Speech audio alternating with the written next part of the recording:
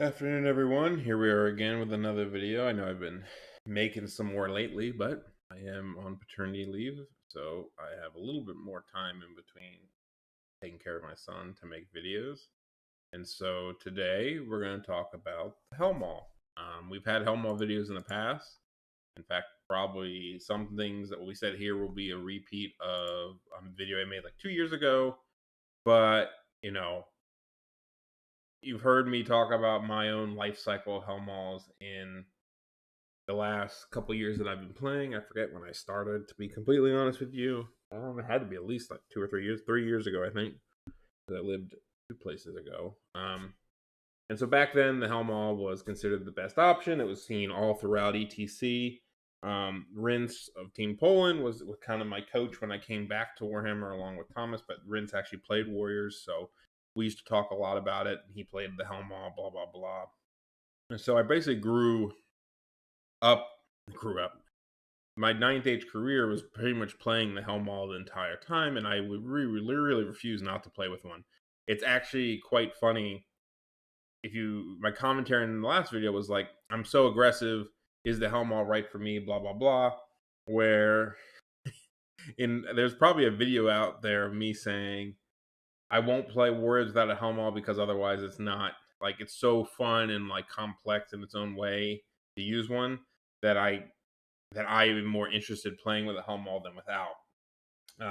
So it's almost like two sides of me competing: the aggressiveness and also the loving the portaling around and stuff like that. But over time, portals have gone up, other units have gone down. It pretty much doesn't look like it did in the beginning. I think a Hellmaw with a portal at one point was like 355, which actually isn't that bad now. It's 360. I played them when they were 380. And Feldrake Elders have gone up and down since then. I mean, they used to be. I mean, I was looking at my masters list. I paid 380 for a Hellmaw with a portal and 455 for a Feldrake Elder with a paired weapon. 75 points difference between the two. And now it's 360 and 515. It's 155 point difference, almost double the difference it was before. So, I think for me, what's hard is when you want to play with a Hellmaw and it's like all you know to take, you're like, I have to put one in the list. It's a lot different than when you're trying to slot one in on new recruits sometimes because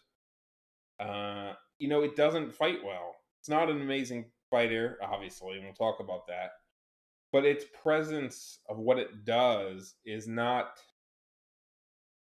It's not really. You know what it does. You know it's good. You know it messes with opponents. You know it gives you more movement options. But if you haven't played one in a long time, like I have, or you don't see them very often, which I don't anymore, you kind of lose that, like, it doesn't jump off the page to you. Its value. And similar to things with like high agility, to me at least, or super fast. Like obviously speed matters a lot, but until you play the game a lot, or sometimes it really shows in the game, right? You have this really tanky model that you love him. He's 350 points and he has 9 strength 5 attacks. Then you're like, he's moving 4 and he never fights anything worthwhile.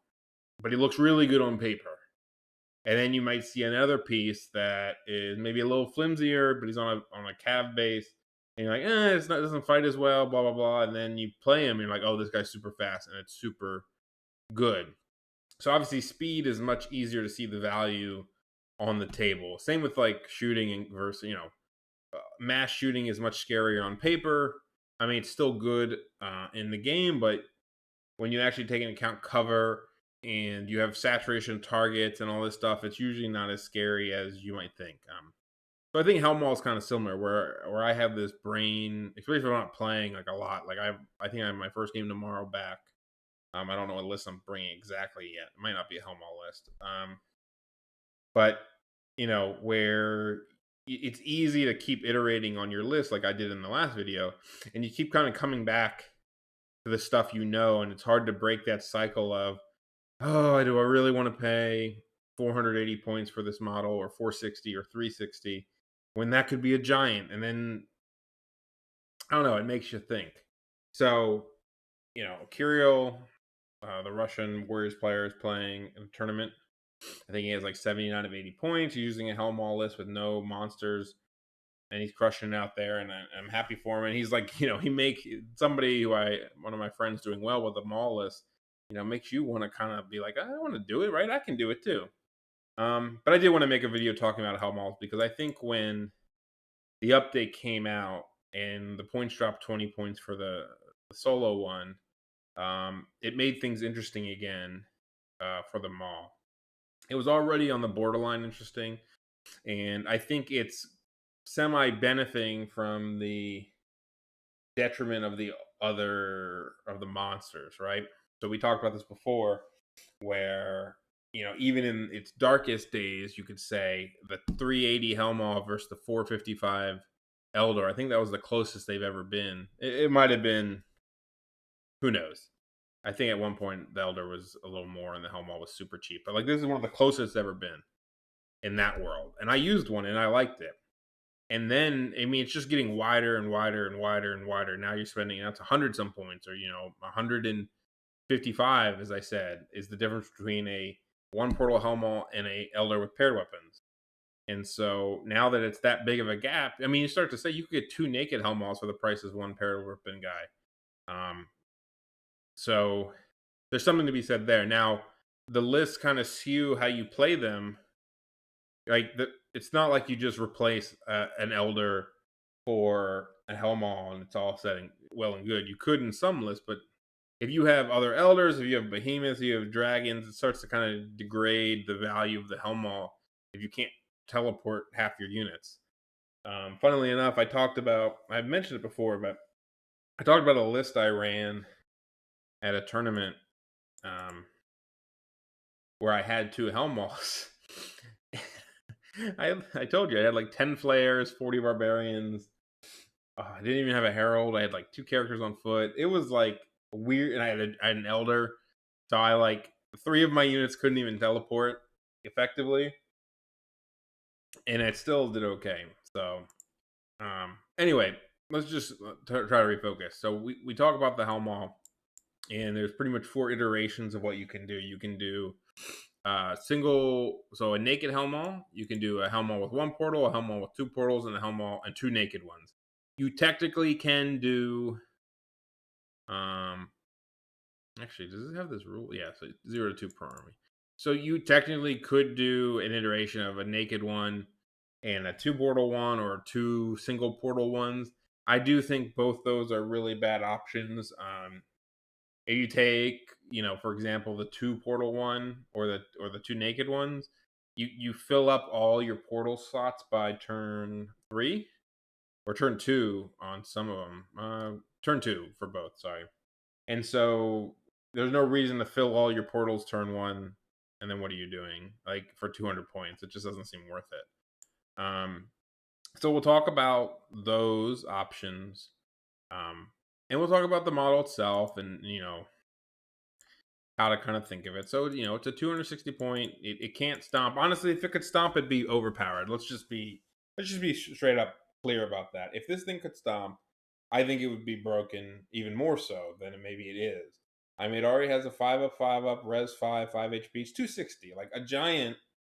Before, I mean, hell, this is kind of something that helps the Hellmaw. In fact, is that the giant can't even be taken by itself anymore as a naked giant. Naked giant used to be 260. The Hellmaw was 280, and used to be like, the giant's faster, it fights better, whatever you want to say. And then if you look at the a Hellmaw, a giant without any wounds is 5 strength 5, a naked one, right? Back in the day when you could take a naked one, a Hellmaw is 5 strength 5. It can't stomp, but to be completely honest, half the things in the game you can't stomp anyway. Like, if you're flank charging a knight unit, it really doesn't matter that you can't stomp. Like, you couldn't do it anyway. So there are moments where, like, I get it, it sucks, but it's not the biggest deal. It like I said, it's not meant to fight off armies. It's 260 points. It's like the price of a chariot, right? There's 2 ways to think of it. Sometimes you think one way where you're like, I'm paying 260, I could get a nice fighting piece, like almost a giant for 30 points more or something. And there's pieces the other way where you're like, oh, I took a chariot for 230. I can have a naked Hellmaw and have the ability to portal later in the game for cheap. And if you really want, you can fight with it. I mean, there's been games where I've clipped things with it or I've flanked things with it. I mean, it's still flank charge, big flank. It's still 3 res. It's supernal. It's potentially steadfast. Probably the thing I was bad about, but if you were good about, you could probably take advantage of the fact that it is supernal. So, and it can be stubborn. So there are times, I mean, supernal is even better. There are times where you just flank a unit and they're like, unless they do 3 wounds to it in combat, you're going to hold no matter what. And so there is a nice reliance on that. On some units that just can't break through it very easily, or you can chaff with it at 260. It's slow at movement 5, and it's a huge base. But I mean, if you think about the benefits you can get from the portals, this is just kind of like a side benefit, right? And I think this benefit goes down as you buy more portals, because it increases the cost of it. And so that's why it's kind of this weird balance of, I don't know what the answer is of which of the 4 do you buy, one with a portal, with 2 portals, or 2 singles, or a naked one. So we'll kind of brush over all of them today to some extent. So I think the naked one is the one that isn't really popular now, but I think it could see people slotted in. I know Lil Thomas from Germany has one slotted in his list, and he takes a pretty heavy like portable army, like knights or chosen knights, warriors, Herald. He doesn't really like monsters, so the fact that he doesn't like monsters, except maybe like a wizard giant, having a naked Helmo, not that bad, right? Turn 2, you can't portal till turn 3. The problem is, and I'll say problem is, probably you're not getting a ton of portable value until turns 3, 4, 5, and 6 is really not a big portal turn, since you lose scoring when you portal for both turns. If you guys didn't know that, even if you go first, your unit is still not scoring in turn 2 or the bottom of the game. But that's still okay, because I mean, teleporting turn 6 to get out of the way, to do magic, to do whatever, is still valuable in and of itself. But you do lose a lot of some of the stuff. But if you think about it, maybe from a let me see if I can bring up new UB. All right, let's get my Maw model out.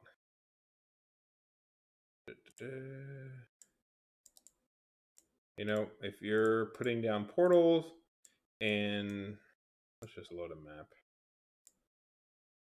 because we're going to eventually talk about other things.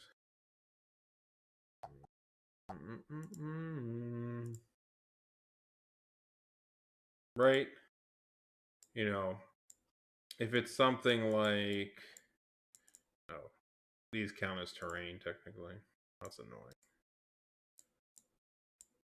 Well, anyway, if you don't start with any portals, I'll make these after the fact. Okay, I know what to do. You lock it, and then you create it. Now it should be on top, and I can move it without moving that. Okay. Late game, if it's breakthrough or something, you could throw a portal down here, and then throw one in your army, and then eventually teleport a unit across. If you're doing secure target, we talked about this before. This could be done with any number of portals. We're starting with the basic 0, 1 helm all, 0 portals. Anything that's like late in the game, like secure target, king of the hill, it just puts some pressure on your opponent. Like, if you put if there's a secure target over here and you start by putting a portal, even if you don't have a unit over here, potentially you could just teleport one across the board over there. And, starting turn 3, you could have one here and have, put one here, turn 1, turn 2, you stick one up here, and all of a sudden, turn 3, the enemy has to deal with it. And it's 260 points. It's not that crazy. Like, people spend 40 points for a March banner. People spend a lot of points for like one-use stuff that has impact and to teleport across the board. And so, in theory, right? Nope, I don't want portals.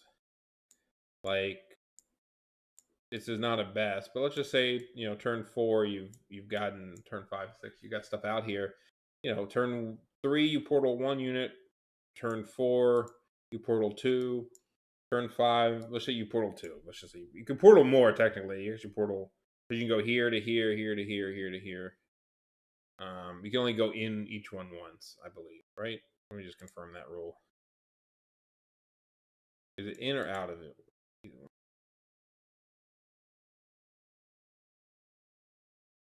Exit the same one each turn. That makes sense. You can only go out of the same one. So if you put one in the middle and you have like 3 here, you can all your units can go in here and spread out. So technically, turn 3 is 1, 2, 3.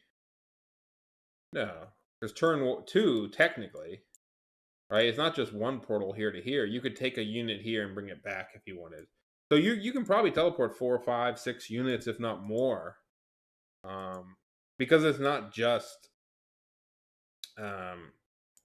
teleporting up. It can be teleporting back. You could have knights moving here, and you put and you want to switch them, and you want to take them back into the game, and then maybe you want to put them back out there later on. There's a lot of things you can do with even one maw. And again, I think until you play it and see how it feels, it's hard to justify the cost sometimes, even for myself, because you look at them and you're like, 260, that's a chariot. And sure, a chariot gets on the board and zones things, and then it kind of like whatever, right? But the mall still has some like uses as a model. And this is where one of my proponent of 2 malls and why I think it actually has some play comes in is because, if you go with 1 mall to start, and we can guess with 1 portal starting, you usually put it like somewhere up the board like this. You put your first turn in the middle of your army. Maybe the enemy blocks it, maybe they don't. And you kind of have to protect your mall because if it dies, you lose your portals. It's 360, it's not free. If you start with 2, you usually put 1 in the middle of your army. You put 1 here. Hopefully you go first, and hopefully you have a unit that can teleport in and kind of just fuck with your enemy. Sometimes they can overload, units in their deployment zone because you're gonna have to put this down before anybody deploys, which has its downsides. And so one reason I'm a proponent of double malls as an option, and we will again, the other ones are good, and I think they have uses, and I think people should try them, and I think you can build your list around it. I think your list is maybe different if you take a mall with 2 portals than with 1 portal. I still kind of worry with the 2 portal one. One, it's super expensive. It's 460. Obviously, 2 is even more expensive, but you're also only have 5 wounds to deal with, and you lose all your portals versus having 10 wounds to deal with. Because if 2 are open, doesn't matter who drops the portals, as long as 1 is alive, you're good. So you could have 1 be a little more aggressive to put portals down, and maybe the enemies don't go for it as much because it's kind of annoying, right? It's one thing if you're going to dive bomb a Hellmaw with 2 portals, and maybe even trade equal points, and then the portals are gone. But if you have to kill both of them to lose the portals, it can be really annoying. Because let's say this one dies and it's turn 3, the portals are already down, so you can just back this one up, hide it, and say, "All right, well, I got my portals. I lost 1." So that's one reason I do like 2. Also, like I said, they are large footprints. They cause terror. I've caused terror checks with them. I've charged little units to try to clip and overrun. I've flanked things to hold it. You don't have to, at least with 2, you don't have to use it like a big wuss. And it does take some fire. Like that's another thing too. Like you have heralds and stuff, and chosen knights. They can only shoot so many things, right? So maybe it takes some shots away from them. Maybe they don't deal with it, and then they have to deal with portals. Maybe, I mean, the fact that you're just can teleport things around probably has so much more, like the fear of it, right? Like if you have you put a portal here, and they're like gun line is here, like they have to deal with it. And not only do they have to deal with it, you never have to teleport there. Like nothing says you ever have to go there. You can just say fuck it. I'm not even going to go up there. But because let's say they turn their whole army to face the portal. They're like, nah, I'm not going to go up there. Or you go up there. Let's say they don't do it, and then they turn a big unit and put it in front of you, and you're like, I'll just teleport away. I think there's stuff like that where the more I talk about, the more I want to use it. It's just very hard for me when I'm on new recruit to take the malls because I always want to change it for something like a monster or something. And I'm really down on this double maw idea. I really love the potential of it. And I made a video on it 2 years ago, and we're going to talk about it again right here. So the reason being, one I've already told you about, it's 60 points more than the double maw one, which I don't really like personally. It's probably my least favorite setup. One thing can be said about, the single maw setup is, well, if they kill it earlier, portals are gone anyway. This is the only way that you can get 10 wounds worth of survivability. So essentially, if you think about it, you're doubling your survivability for 60 points. Is one way I like to think about it. And at the loss of teleporting turn one, because, you know, if you start with two, if you just think about it as progression, if you start with two, with the single double maul, you get two turn one, three turn, so two in the beginning, so you're at three at the end of turn one, you're at four at the end of turn two. Whereas with the double maul one, you're at two at the end of turn one and four at the end of turn two. So at the end of turn two, you're at the same instance as the other one. You don't get to teleport turn one, and you get to teleport a little bit less turn two. So that's a downside of this method. So what's the upside of this method? So just from the first two turns perspective, is the upside is you have a lot more options and the enemy knows a lot less about what you're doing, right? If you're doing this, and let me see what step they come in at. Look at this. And start step 7, spell selection. So in spell selection, you don't know no one's deployed yet, all that kind of stuff. And so if I put a portal here and I start one in the middle of my army, what allegedly is the middle of my army, I've kind of telegraphed, like, this is I'm gonna put something probably around this, and this is where I want to teleport turn one. Now, this could be good or bad. It can be good in that it says the enemy is scared of it, and so they deploy on the other side, and maybe it opens up the board for you, or it could be the opposite. You've told the enemy that your portal is here, and they can, depending on who's going first, they can put their whole self in front of it and block a turn one. They could deploy away from it and could potentially make it useless turn early in the game. They could stare at it with a big thing. They know, they kind of see where everything is, and this kind of tells you a little bit. But so that's turn one. But if you do the double one, right, you kind of have the option to do whatever you want turn one. They don't know, they have zero idea where your portals are. If you put one, even if you deploy first and put one on each flank, they have no idea if you're going to stick a portal here, or if you're going to put a portal here. One of these guys has to do it in the middle of your army. But you haven't committed to anything. You haven't even committed to, I mean, obviously you would probably deploy first, but you haven't committed to where your army is at any point. Like, they don't even know when they deploy. And then you can deploy and say, I'm going to do something like this, where I'm saying, let's say you deploy them out here, your army around, and they overload here trying to get to your hell maw. Especially if you deploy first, like that, you run the risk, if you have the double maw, the double portal, that they just, they see where your hell maw is and they try to go kill it. Here, they're less likely to go kill it, first off. And second of all, you can just run one away and the other one can go up. So, if this is their strong flank and you want to put one on their weak flank, you can go here. And not only that, but they can, let's say you put one here.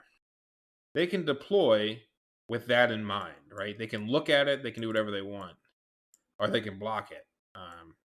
Well, not really turn one. But what you could do, if you see an opening, you can, where's my deployment line? I'm just going to go up. This base is 6 inches, so you would deploy like here. You would be tilted.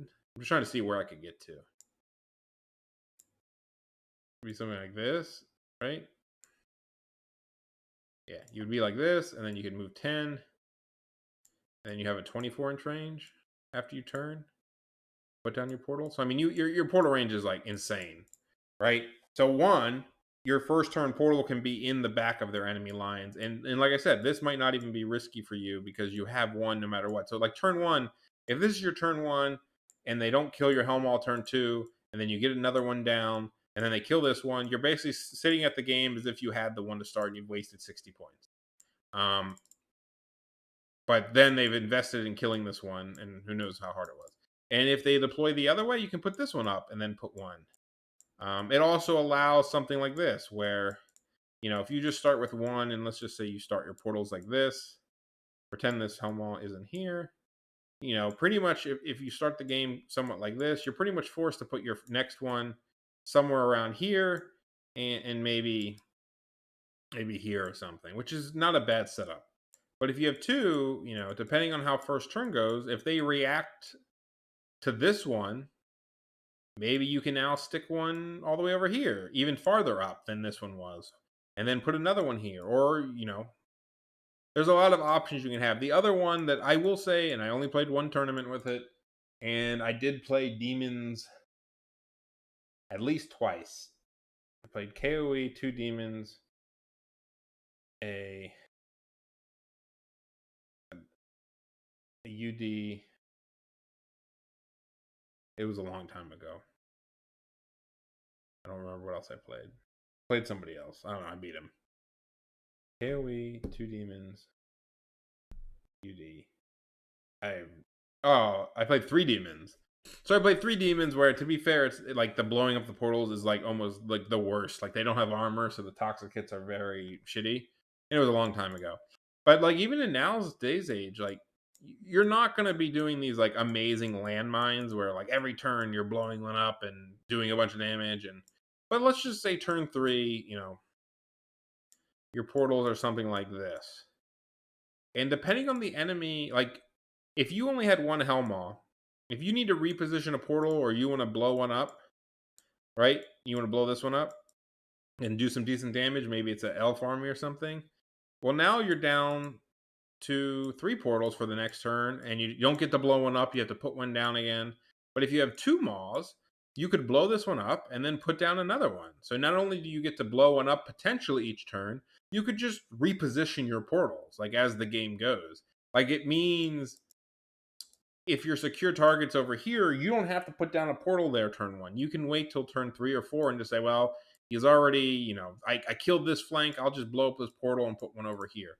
And you constantly can move portals around. Even if you're not blowing up and hitting things, you can still move them around and really start to play with it. And for like 60 points more than the double maw one? Now, obviously, it's 160 more than the single maw. But I don't know. I think it messes with people. I think it actually is kind of super strong. Probably not a strong like 20-0 type army, as if like rushing people is, but strong at scoring. I mean, 2 maws are insane to play against for King of the Hill, secure target, Spoils of War. Spoils of War, not so much because you do drop it when you teleport, but what you can do is, depending on where the enemy is, you can put one on it here, turn 1, and let's say you have knights running up, your knights can pick up the port and then portal away. And yes, you're going to drop it, but you're probably going to drop it in the middle of your army. And so the enemy is going to be like, well, I'm going to put it here. And you're probably going to pick it up. Or you're just going to get it away from the enemy, or just getting to where the enemy is, right? Even if you deploy heavy on this side saying, I'm going to pretend these are spoils. I'm going to get these 2 spoils. And your enemy goes for this one. All of a sudden you put a portal over here, teleport, a herald in front of them. And then they're like, oh, fuck. Because before, if you put a herald here to defend this spoils, it's kind of out of the game. Whereas now you're like, you can either teleport here and then next turn just teleport across the board. I mean, the fact that a chosen knight unit can start over here and turn 2 just fucking walk itself on the other side of the board, right? If you deploy first and you put chosen knight unit here, and you're like, all right, first turn I'm going to put this under my chosen knights. I'm going to put this one up here. If they can't get to it, because when you put it down, if they can block it or not, right? Because they don't know where it is to start. So because you're putting it down, you have way more options on where the portal is going to go, and whether you're using chaff or something to maybe make it harder. Like you might just appear next to them the next turn and just like it's like I have nothing I can do. I'm not fast enough. If they don't put any fighting over here and you get to walk up and put a portal here and they can't block it, and all of a sudden you teleport a giant brick of warriors next to them, it's like sorry for you, right? Yeah. That's why I like the 2 maw option. I think it has a lot of potential. We've talked about, not we, but I've talked about with people around, what do you take with 2 maws? You want to take a lot of portable stuff. I do wonder, here's one theory I have, and we talked about in the last video where I have templates, for my armies. And one of the templates I talked about is to chaff. And I do wonder with portals if you need 2 chaff units. Maybe, or if you need 2 good chaff units. Like there's something in me that says, you don't really need a flare unit. Flares are always good, but like they're 155 naked. If you can teleport away, like there's value in that, I guess is what I'm saying. And that you can chaff with more things because you can chaff with warriors or smaller units if needed, but also you're less likely to be chaff because you can just put your damn unit like where you need it to go. Like there's a lot more potential to just move around to where you might not need as many like chaff pieces to gain the positional advantage. So chaff, a lot of it is to gain positional advantage. Well, gaining positional advantage could just be putting a portal down and saying, I'm going to portal next to you. It could force them to put chaff on it. It could be indirectly doing stuff. So maybe, you save some points on normal chaff and just it goes into portal stuff. It also makes your opponent's like life much harder. And so there's that potential we've always talked about before. Why was portal so good back in the day? Besides just raw power of teleporting and stuff like that, it is very annoying to play against portals. Period. And I don't think that's changed at all. I don't think the meta has changed in any way that people are like, oh yeah, portals are so much easier to play against now. And so it's twofold. One, if it's not popular in the meta, no one's played against it in a long time. When everybody was doing it, it was a little bit easier because people understood how portals worked and they were a little better against it. But there is still the fact that you, as the portal player, are playing every game with portals, and so you are increasing faster at how to be good with portals than somebody who plays against warriors 1 every 10 games, and so they're decreasing their speed at which they are good against portals. So you could say, assuming, and I think it's fair to say in Warhammer or 9th Age Regular that no one has infinite knowledge, no one plays enough games to be good at with everything, and so there is always going to be a gap in what people know and how good people are, and this could be somewhere where the gap is so unique, right? Playing aggressive with elders and heralds and stuff can be, I'll say, it can be difficult. It can be frightening, if anything. But as far as from the enemy perspective, like it, like whether it's beast herds aggro or warriors aggro, there are different aspects to it, but it's like, can you deal with somebody pushing on you with monsters and stuff like that? One reason I love beast herds, not necessarily their power level, but just the idea is I think ambushing is super strong. I think ambushing always causes issues to people. And so having to deal with that extra layer of threat is always something that I think gets people where it's like, oh shit, something's going to come up behind me. This is not easy to deal with, and then you can find more holes. I think portals are very similar, where if somebody's not ready, if somebody's not good, you can find more holes as the Warriors player to an opportunity. So again, making videos, it's so easy to convince myself that portals are good. It's just very hard to make a list and play with it because you iterate on the list a million times. I've iterated on all those lists you've talked about, and I've never played a game yet with it. And even before, like I had portal armies. I did one like stupid portal list once, and it was really bad. I played it horribly, and it kind of desensitized or kind of took the wind out of my sails for portals. But yeah, I don't know where I was going with that particular line of commentary, but I kind of really like the idea like of it. And I think if you build your army to be solid with and without portals. Oh, this is one thing I want to comment on. We talked about what's good with portals. And one thing that was kind of brought up is speed versus whether you need it or whether you don't need it with portals. Speed being like chosen knights, heralds, and stuff. And yes, portals make infantry better. So in theory, infantry being able to teleport across the board, I don't really get. It's not my. I get it and I don't get it. I understand that if you can teleport next to somebody's army, having chosen is probably a little bit better than teleporting chosen knights because a big advantage of chosen knights is they are swift stride 7 versus move 5, and so they can make those longer charges You know, if you're 6 inches from the enemy, it doesn't really matter how fast you are, except for the fleeing and stuff. But at the same time, like, twofold. One, you're not always teleporting next to somebody. And so if you have units that are fast on their own, I don't think like getting next to the enemy and being 2 inches away is like always the big advantage of portals. I think the fact that you just teleport across the board is the big advantage, right? Whether you teleport and the enemy's here or you teleport and the enemy's here, like it matters how fast you are. Like, you know, let's take a chosen unit. And you have more portal options coming out of the portal, to be honest with you.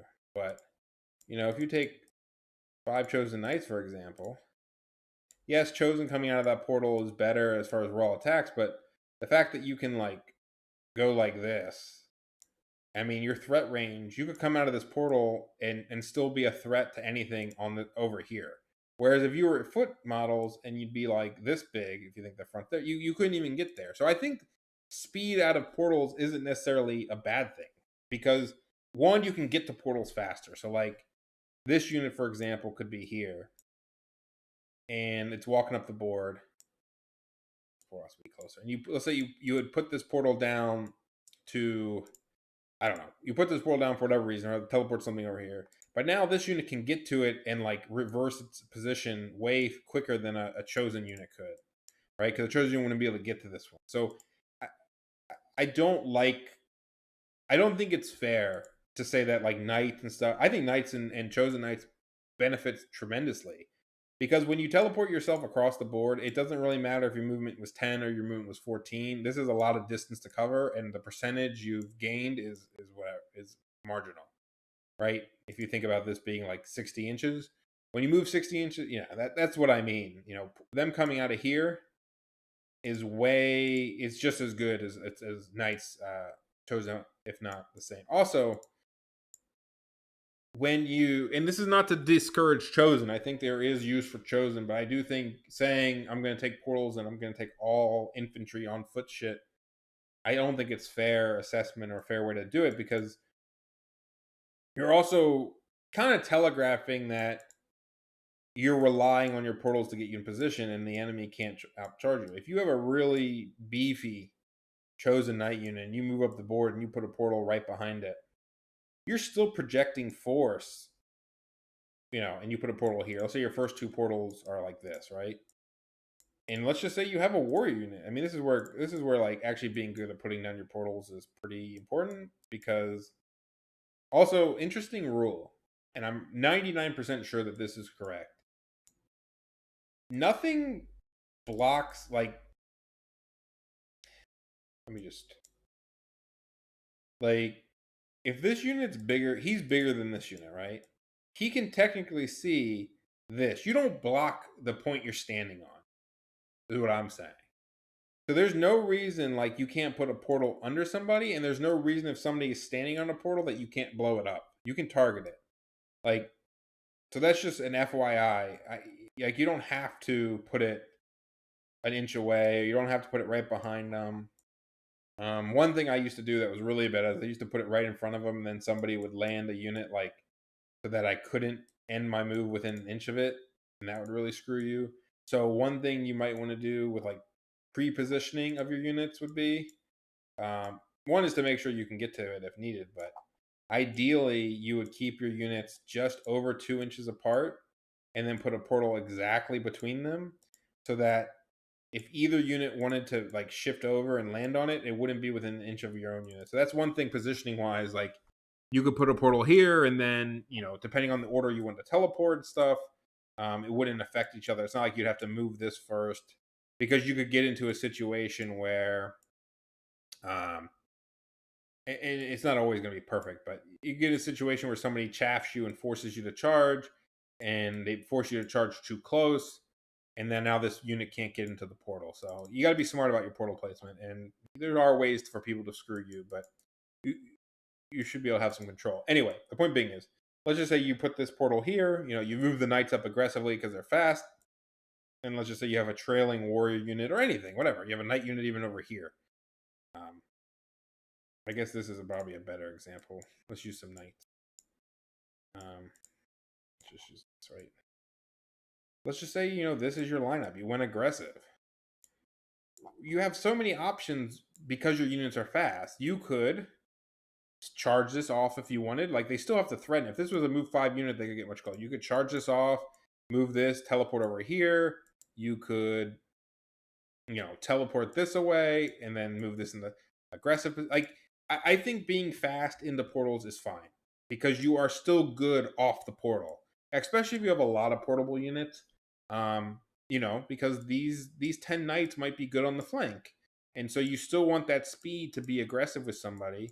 And as I said, you might put an aggressive portal here, and it might be twofold. This portal might be, hey, if you don't deal with it, I'm going to teleport another unit over here to screw you. And if you do kind of deal with it, I'm going to just run my knights in and teleport across to the other side of the board. But being fast gives you options to get to portals. And I think getting to portals fast has a lot of value. That's kind of what I want to say. I think having chosen and stuff and things that can move through portals is important. But I wouldn't go as far as to say I need to load up on move 4 and 5 units to get the most out of portals. I think fast units benefit a lot too because they're twofold. They can, you know, there's a threat of them moving up here and having a fast unit in the back is good.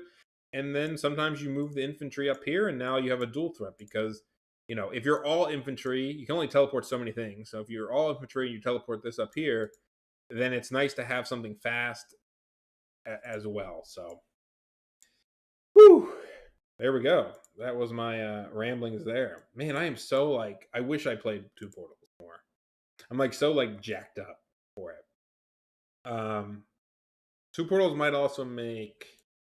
It actually makes like this barbarian unit's kind of shit to portal, but you only take D6 plus, like if you have 2 ranks, D6 plus 2 hits, it's 5. So you're taking like 2 wounds, so you're probably not panicking. I mean, for emergency chaff purposes, it's not that bad, right? Because you can just teleport that unit in front of somebody, or for scoring purposes, if you're willing to take a panic check potentially, right? If you have 15 and you reform to go 2 wide, you know, you go 6 by, you have to go 3 wide, 6 by 7, 8 wide, maybe 1 died. And so you have 15, you're only taking D6 plus 2 hits. Even maximum, you're very unlikely to cause a panic to yourself. But then it's like it takes that move 4 unit, and if it's breakthrough and you just teleport it across the board and in the corner, and people are like, well, fuck me, like that sucks. Yeah. So, and I think you can do things like I do think a unit of dogs is probably appropriate, but you don't need 2 units of dogs. You can do Fallen is really good in portals, I think. And maybe even if you have enough scoring, since a lot of portable units are scoring like knights and stuff like that, you might be able to get away with like a larger fallen unit because they are pretty cheap for their points. Like 10 is 220, and it's kind of like a dual threat. It's chaff and it's aggressive, right? Because you don't really want to get flanked by them. I will say it probably does open up these guys a little bit more because if you kind of just compare points, right? Even if you take, you know, these 2 units together.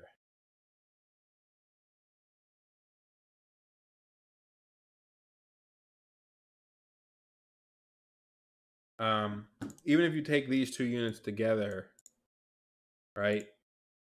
You know, let's say you have this and then Fallen, you'd have 15, right? You don't even have to go that formation, but you know, even just coming out of a portal like this, like one thing I like about them is they're not even compared to warriors, but just in general with portals is if you do that deep like portal like this, and let's say depending on what the enemy does, like sometimes it would be suck to just throw your huge unit down here and be like, oh look, I'm gonna get some war machines. I mean, throwing some, and the fact that they can come out in like a line, so they have a little more options. Throwing out some, even if it was like 2 wide, right? Because if you had enough of them, again, it all depends on. This is just plays you can make, right? If you came out like if there's 10 and you came out 2 wide, or even 1 wide, for chaff purposes, 1 wide is really good. But let's just say you had 10, you could come out because you're moved 12. And so you have to come out your march within the middle. So 10 should be, as long as 1's like within an inch of it, 2 inches, right? So like this is within 12, I believe. This guy, yeah. Oh, it's easily within 12 of the middle. Can I do this? Why does this not feel right? This is 10. Oh, this guy from the back. From the center. Like, you could do that, right?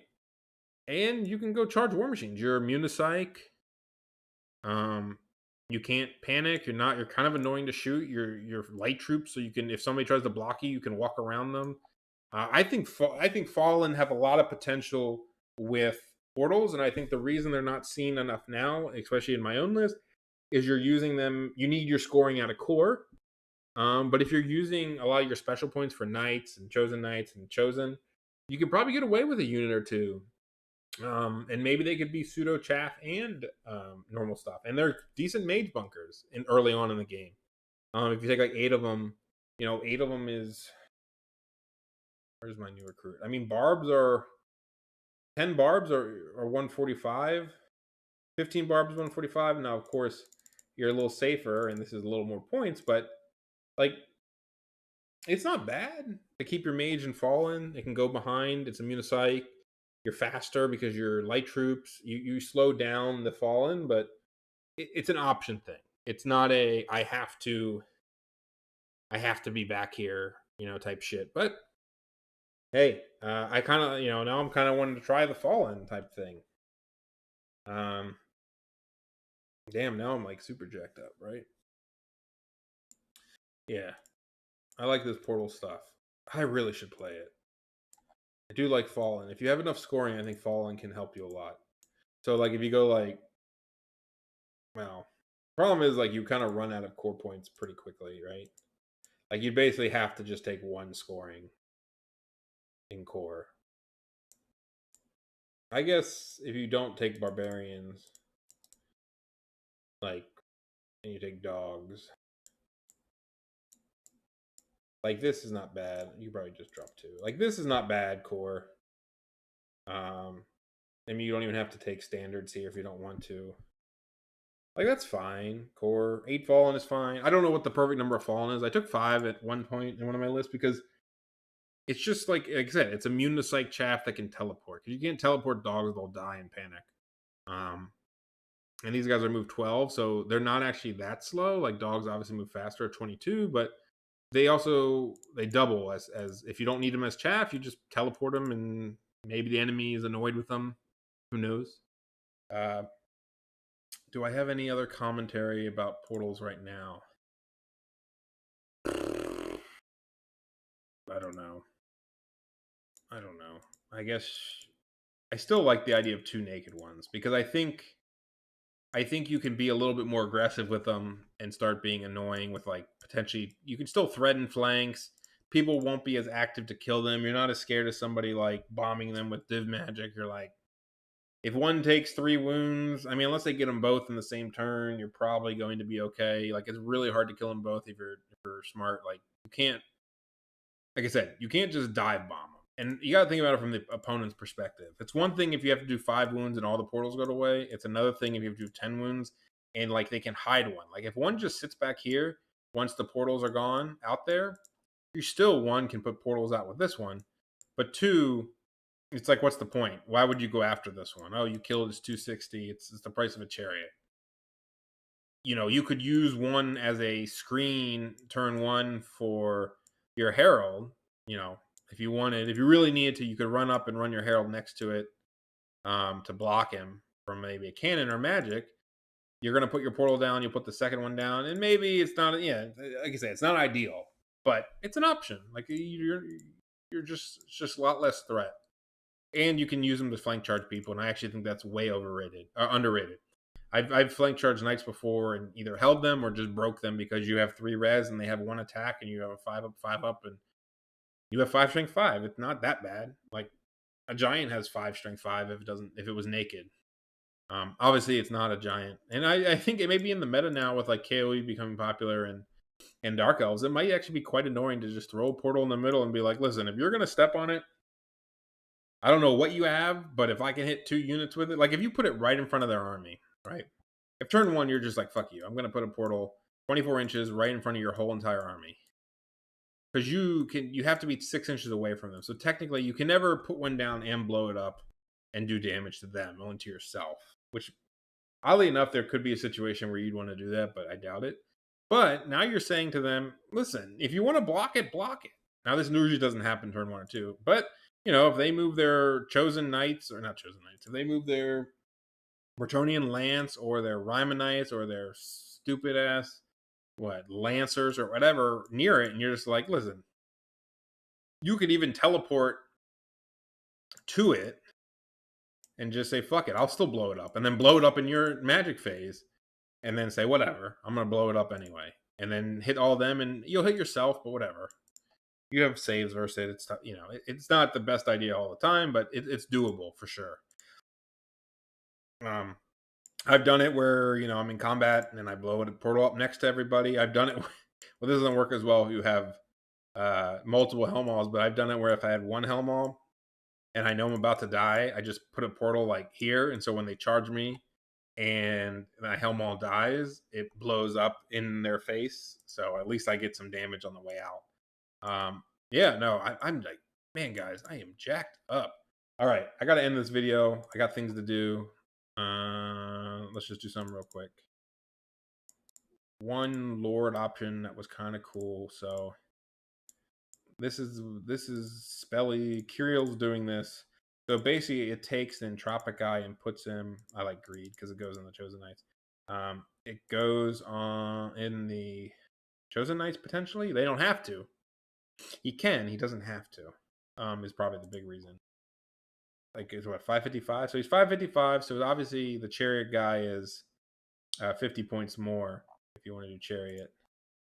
I did Lust Chariot, so technically it wouldn't be this. Why is this so much different? This is what I expected. Oh, yeah. So if you do the Lust version, you actually pay more points because you're not only Lust, you got to pay the Chariot, but you got to pay the Troll Toll of having the Great Weapon. So this version is kind of cool because with the portals and with all the other things like heralds and stuff, it's very unlikely somebody is shooting your chosen knights enough to pick out your lord with a cannon like the turn 1.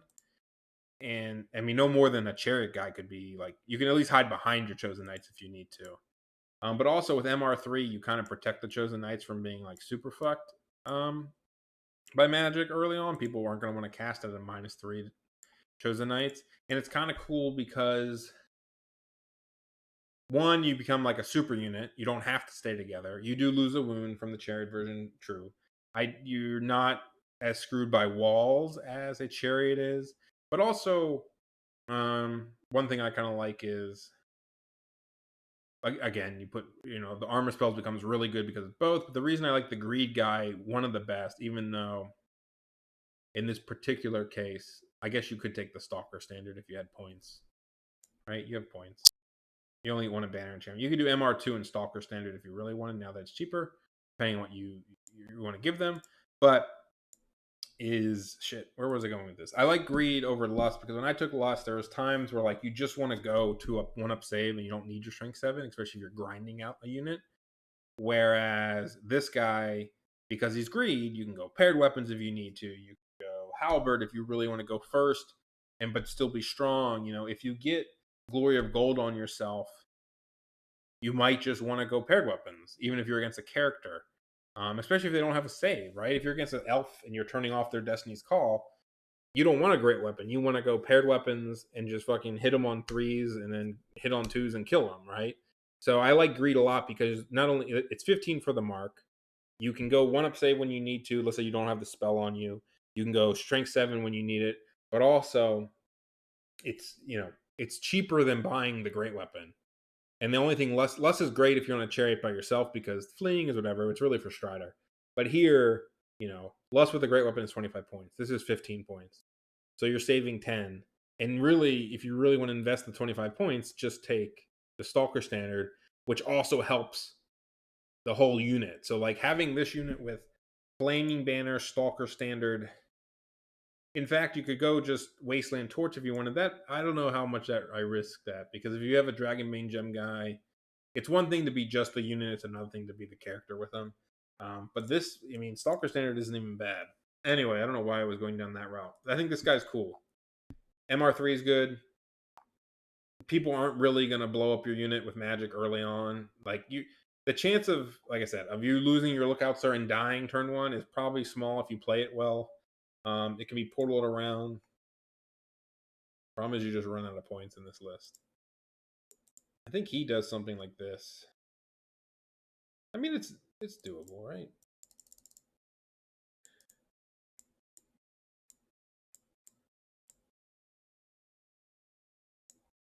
You could probably mess with this and get one more unit out of this. It doesn't feel super big, but I think if you mess with this and maybe even broken this up, you would need this. Anyway, there's different ways to play portals. I'm not saying like this is where I have trouble. This is where I say, oh, I'm spending 520 points here, and I don't feel like I have enough. But this is where the Maws are models and they can flank and hold things in. You know, teleporting units make them a lot better, generally speaking. And so this is still like has a lot of strength to it, naturally speaking. It's just what do you do with the 150 points? Because I mean, what are you really getting if you drop them all and add a portal? I don't know. Maybe there is something special you're really getting for this three. It's 320. He puts a shrine in. Like he basically takes this list with a shrine. Well, he does different core and stuff. What does he do? How does he fit everything? He has this. He has this. He has this. His core is the same. He has a big unit. He has this. He does this. Right. So this is where he takes a shrine and that. Yeah. I guess if you go small enough, this would be really good with 2 portals if you can just fit something else like nice in here, and maybe you even say I'm gonna go like, does this work? Oh, damn it! Wish this worked. This also could be a list where you don't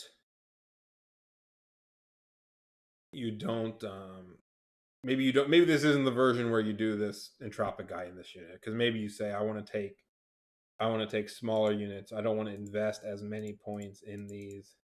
I want to take a musician with, I don't know, pride, and take 3, and I'm just going to spam, these units multiple times and say, okay, there's some value there, and I'm going to teleport around. I don't also know if that's good or not. I don't know. I'm making stuff up. You can do different heroes. You can do double Exalted Herald if you really want. Does that fit in heroes? Oh, I don't. Why don't you let me do it? You should just mimic it without being. Yeah, look, that could be your hero setup. Though probably too much magic at that point. I had a version where it was like this, and then it was like 2 times Lust chosen. I think it was Lust I did, just because. I don't know why I did Lust over Greed in this particular case. I thought this list was really good. I made one like this. This could also be triple warriors or bigger warriors or something. This list is probably. I always wonder if like this list is any good. Oh no, it wasn't this. Sorry. While we're here, was my wife texting?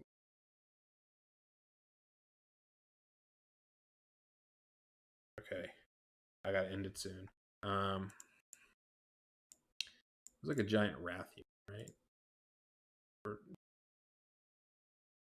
How big of a wrath unit can we get?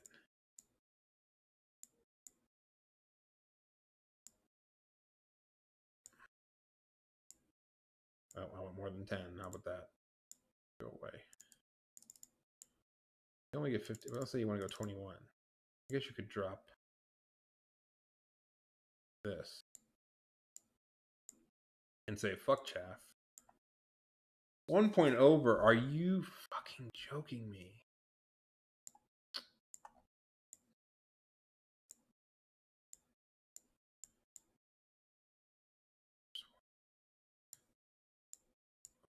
This is like this shitty version, right?